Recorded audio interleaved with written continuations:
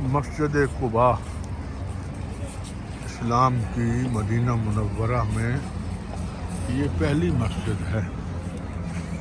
کلام مجید میں اس کا ذکر ہے، اسس علی التقویٰ اس مسجد کی شان میں کہا گیا ہے۔ یہاں پر سید عالم صلی اللہ علیہ وسلم نے قیام فرمایا، چند دن مسجد کی بنیاد رکھی، صحابہ نے حضور کے ساتھ مل کر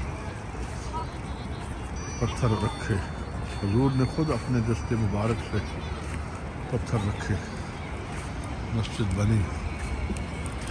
سرکار نے فرمایا جو شخص اپنے گھر سے وضو کر کے آیا، یہاں 2 رکعت نفل پڑھے، اس کو جو ثواب اور اجر ملتا ہے وہ ایک مقبول عمرے کا ملتا ہے۔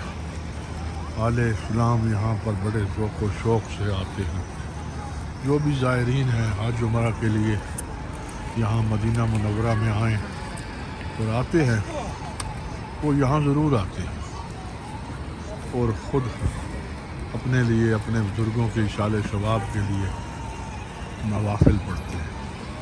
الحمدللہ آج کافی وقت یہاں میں نے گزارا ہے اپنے فیملی کے ساتھ۔ اللہ رب العزت ہماری اس حاضری کو قبول فرمائے۔ بہت دفعہ متعدد بار یہاں پر حاضری ہوئی ہے۔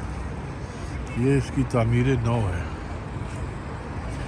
اب یہاں پر بڑا وسیع و عریض یہ بیٹھنے کے لیے انتظام کر دیا گیا ہے، کھانے پینے کے لیے چھوٹی موٹی شاپنگ بھی، بہت اچھا انتظام ہے۔ ذوق و شوق ہے، مسجد شریف میں بیٹھیں، تلاوت کریں، کافی لطف آتا ہے۔